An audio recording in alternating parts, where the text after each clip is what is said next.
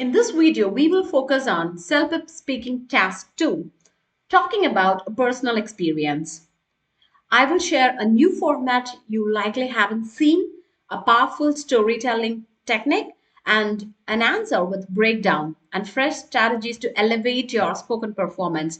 So by the end of this video, you will feel ready to tell your experience confidently and with impact. Let's get started. First of all, what is this task is about? This task requires you to speak about something that happened in your past, a personal experience, right? So you will usually get 30 seconds to prepare and then 60 to 90 seconds to speak.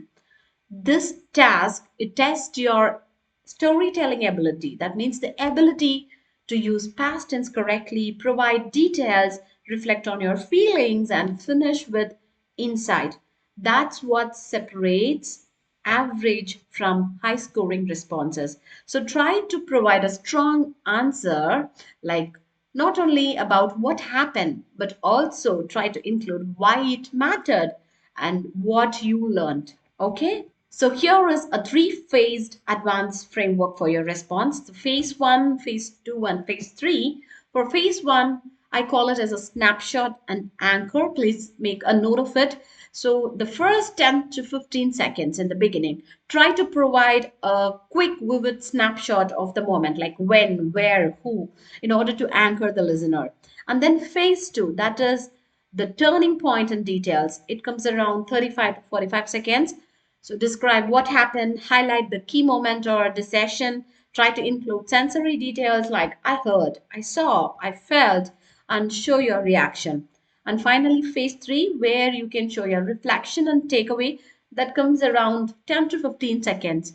So in this phase 3, you can reflect on how the experience changed you or what you learned. You can use phrases like as a result, since then. This shows depth and maturity. Okay, so use this framework to tell a story that's memorable, structured, and meaningful. Exactly, this is what the examiner's looking for. Now, here are some fresh, high impact strategy. The first one is start with a micro scene. Instead of saying, like, when I was 10, you might open like I was standing on the wet dock pier, the wind tugging at my jacket, watching the ferry pull away. So this draws the attention of the listener. Try to start with a micro scene and use emotion links. After describing an event, try to link it with a feeling. At that moment, I felt a rush of excitement, but then a wave of doubt hit me. So, this way of telling, connecting the emotions after an event, it shows maturity and include contrast or obstacle. Good stories have conflict. Everything was going smoothly until so and so, or you can add like little did I know. So this ups your interest factor, isn't it? And end with forward momentum. Instead of just that's it, you finish with ever since then I have completed, or that moment changed the way I. So this way it shows the growth. Try to use forward momentum and watch your tenses carefully, the tense control. Main event in past, reflection in present perfect or present tense. Example, since then I have developed. Okay, so make use of the tenses in an appropriate way and use linking words or phrases for clarity. Then suddenly, at that point, because of that, so these are some of the linking phrases or words that you have to practice on daily basis in order to bring it to your daily life speaking. Okay, and practice in pausing. Storytelling needs rhythm, isn't it? A brief natural pause after the turning point makes you sound more natural. Do that way. These techniques help your response stand out, sound engaging, and reflect high level English ability. Remember that. Now let's move on to the sample question here. If you want, you can just pause the video, try to read the question by yourself, and include the elements that we have discussed so far and come up with your response. Talk about a time when you volunteered to help with a community event. Explain what you did, how you felt about the experience, and what you learned from it.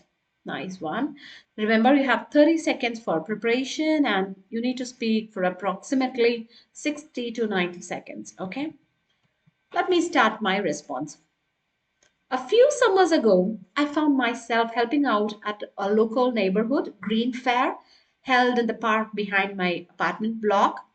On a bright Saturday morning, I arrived at the park pavilion at 9 a.m., clutching a stack of flyers and a box of seed packets alongside a team of about a dozen volunteers. My task was to lead the children's plant a tree activity. So we gathered around a small garden bed. Each child picked up tiny sapling. I demonstrated how to dig a shallow hole, drop the sapling in, gently press the soil, and water it. For the first 10 minutes, everything ran smoothly. The kids were enthusiastic, full of questions. Then, one little girl asked me, "What happens if the tree dies?" That moment made me pause. I realized this was more than a fun activity. It was a micro lesson in responsibility and hope. So I took a moment, explained that every living thing takes care, and invited her to check on the tree in a month and share her observations. So by the end of the session, we had planted about 40 saplings, and the children were proudly naming them and promising to water them at home. I walked away feeling unexpectedly inspired, standing in that park watching the rows of fresh green shoots swaying in the breeze. I felt connected to something bigger. Since then, I have volunteered at two more events, and I now understand how one small act of community involvement can spark a chain reaction of positive change. That morning reminded me that helping out is not just about the task, it's about giving people a chance to participate, to learn, and to feel that they matter. And that lesson will stay with me always. Okay, so this is my response. Let me explain this one. So the first one, as I told you, snapshot and anchor. I have started like a few summers ago, right? In the park behind my apartment block. Got it? So that's the component of the snapshot and anchor. And then the turning point and details, as I told you. Children's plant a tree activity, then a little girl's question, what happens if the tree dies? Then I have mentioned the conflict, the details, sapling, hole, press soil, breeze, all these details I have given. And finally, the reflection and takeaway. Yes, I walked away feeling unexpectedly inspired. Since then, I have volunteered so and so. So, this shows my reflection and the takeaway.